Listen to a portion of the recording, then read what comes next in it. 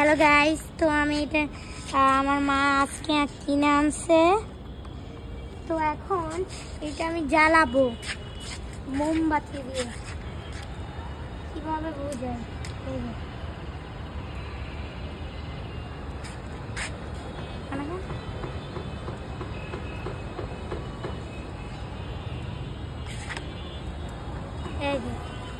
এইভাবে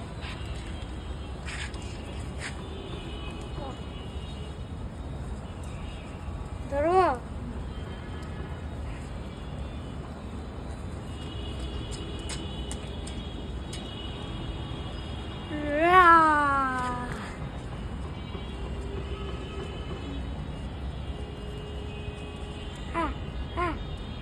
ওরে আল্লাহ,